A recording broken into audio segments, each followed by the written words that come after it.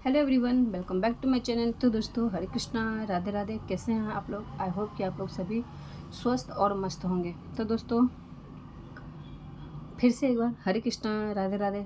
तो फ्रेंड्स, इस बार वीडियो जो है काफ़ी लेट आई है और काफ़ी सारी वीडियो जो है मैंने दी नहीं, जिसके लिए आप सभी से हाथ जोड़ करके माफ़ी मांगती हूँ। I am sorry. तो चलिए, जो आज की वीडियो है वो है सावन सोमवारी पे, कि सावन का जो व्रत है कब से शुरू हो रहा है और कब से लास्ट है इसका व्रत। तो जैसे कि सावन का महीना आता है तो हमारे भोले बाबा का दिन आ जाता है। तो शुरू कब है ये तो आपको लास्ट में बताऊंगी। इनके जो नियम है जो हम करते हैं वो आपको बताती हूँ। तो सबसे पहले सावन सोमवार का व्रत आएगा। तो जैसे हम सोमवार का व्रत रखते हैं, तो व्रत रखने से एक दिन पहले हमें बाल धोना होता है, जो कि हमें रखना होगा संडे को ही बाल धोना होता है। सोमवार को वैसे भी कहते हैं बाल नहीं धोना चाहिए, है ना।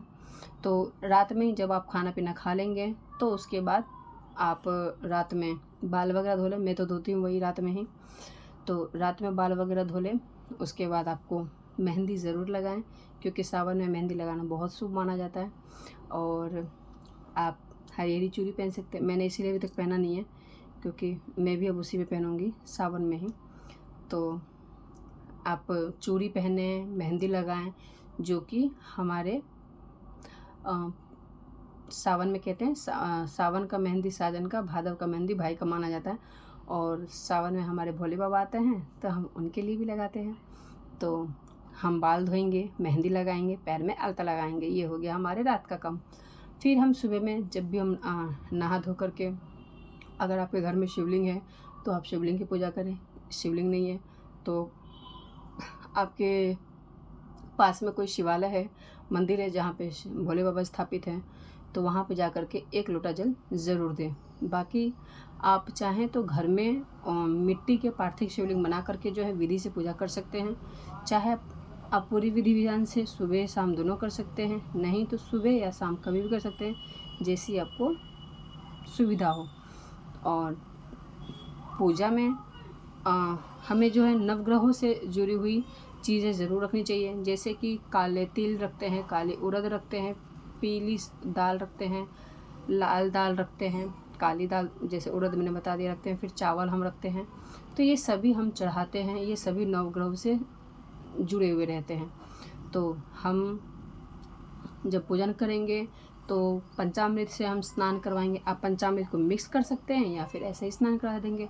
हम पंचामृत से स्नान कराने के बाद भोले बाबा को चंदन का टीका लगाएंगे, भस्म का टीका लगाएंगे, और एक होती है विभूति, हम विभूति भी उनको समर्पित करेंगे। और उसके बाद जैसे आपने चंदन टीका कर दिया, भस्म दे दिया, विभूति दे दिया, उसके बाद आप जो कलावा होती है, कलावा से हम वस्त्र रूपी कलावा भी देंगे, जनेऊ रूपी भी कलावा उनको चढ़ाएंगे हम।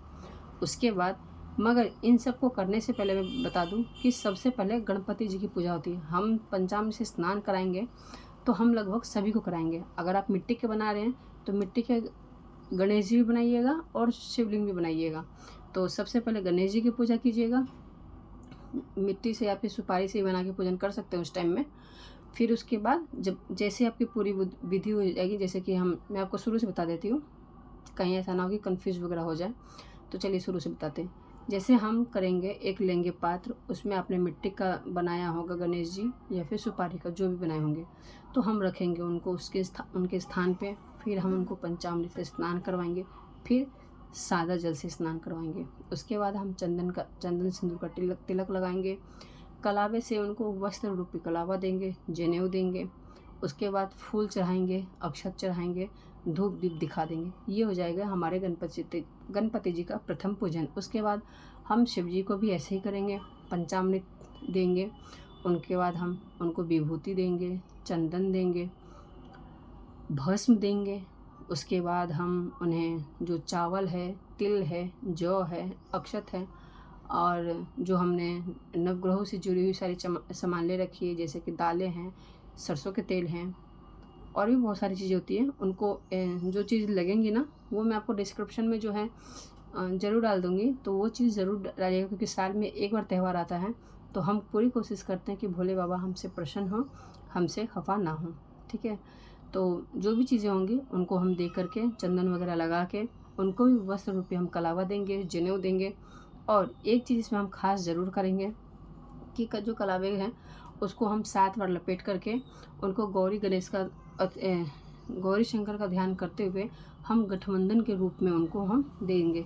तो ये चीज़ें जो हैं आप चाहे शिवरात्रि में भी करें और इसमें भी करें, दोनों चीज़ों में करना बहुत शुभ माना जाता है।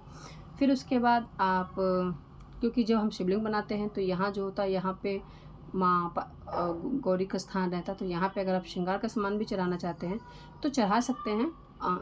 बहुत लोग में तो खुद में ही जो होते हैं, जो कुल में होते हैं उनके में चढ़ाए जाते हैं, कईयों में नहीं चढ़ाए जाते हैं। तो जो सावन का महीना आता है, जब वो खुद पहनती हैं तो पहले माँ पार्वती का आशीर्वाद लेकर के उनको तिलक लगा के फिर वो वापस प्रसाद स्वरूप लेके फिर पहन लेती हैं।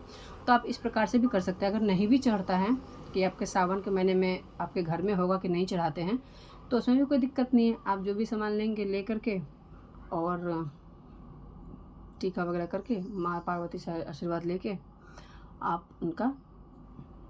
प्रसाद ग्रहण कर सकते हैं। फिर उसके बाद हम क्या करेंगे, मैंने आपको बता दिया, श्रृंगार चढ़ा लेंगे। उसके बाद धूप दीप दिखाएंगे, कपूर से उनकी आरती करेंगे। जो भी नवेद है हम उनको नवेद चढ़ाएंगे। आप भांग, धतूरे, आक के पत्ते, बेलपत्र, ये सब खास है तो ये सब ज़रूर चढ़ाइएगा। और अपराजिता के फूल जो हैं वो भी ज़रूर चढ़ाएगा, क्योंकि शिव जी को वो बहुत पसंद है। शमी के पत्ते चढ़ाएगा, क्योंकि शिव जी को शमी के पत्ते ज़रूर चढ़ाए जाते हैं। तो आक के पत्ते हो गए, फूल हो गए, धतूरे हो गए, भांग हो गए, बेलपत्र हो गए, शमी के पत्ते हो गए, अपराजिता के हो गए, तो आप ये सब चढ़ाएगा। बाकी फूल रही, कनेल के फूल हो गए, गेंदे के फूल हो गए, तो ये आप चढ़ाइएगा। उसके बाद आप धूप दीप दिखा देंगे, नवेद चढ़ा देंगे, पूजा पाठ कर लेंगे। उसके बाद आरती करके हाथ जोड़ के प्रभु से प्रार्थना कर लेंगे। और अगर आप कोई बुक वगैरह पढ़ना चाहते हैं, कोई कथा सुनना चाहते हैं, तो क्योंकि सावन सोमवार है तो सोमवार का कथा जो है वो किया जाता है, तो आप कथा भी पढ़ सकते हैं।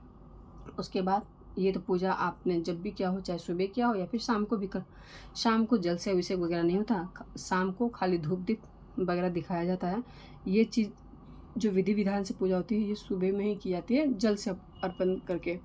शाम को जो पूजा होता है वो जल नहीं दिया जाता है, वो ऐसे हम धूप दीप नवेद लगाते हैं, चंदन लगाते हैं, आरती करते हैं, बस इतना ही होता है। उसके बाद आप जब भोग अपने लिए बनाएंगे तो कोशिश करके शिव जी के लिए थोड़ा सा चावल की खीर ज़रूर बनाएं, क्योंकि शिव जी को खीर अति प्रिय है, तो आप खीर ज़रूर बनाएं। और आप अपने भोजन में देख लीजिए कि आपके यहाँ कैसे व्रत रखा जाता है। अगर रात में नमक का भोजन करते हैं तो नमक का कीजिए, सेंधा नमक का करते हैं तो सेंधा नमक का कीजिए। मैं जो करती हूँ, ना मैं नमक खाती हूँ ना मैं सेंधा नमक खाती हूँ, मैं सीधे अगले दिन खाती हूँ। तो जैसे कि मैं मंगलवार का व्रत भी करती हूँ, तो मेरा सोमवार का मंगलवार का दोनों दिन का व्रत हो जाता है, तो मैं मंगलवार की रात में जाकर भोजन करती हूँ। तो ये हो गया सावन सोमवार की पूजन विधि कैसे की जाए। चलिए अब मैं बताती हूँ कि सावन का जो सोमवार का व्रत है कब से शुरू होकर कब से समाप्त है। ये हम पहला सावन का व्रत रखेंगे 3 तारीख को, और जो लास्ट का रखेंगे वो रखेंगे हम 24 तारीख को। तो 24 तारीख को लास्ट है, 3 तारीख को पहला है। इस बार जो है कुल 4 सोमवार पड़ रहे हैं। तो आप सभी को सावन की ढेरों शुभकामनाएं सावन सोमवार के व्रत की। भोले बाबा आप सभी पे जो है अपने आशीर्वाद बनाए रखें, आपके घर परिवार को खुशहाल बनाए रखें। हरे कृष्णा, राधे राधे, बाय बाय।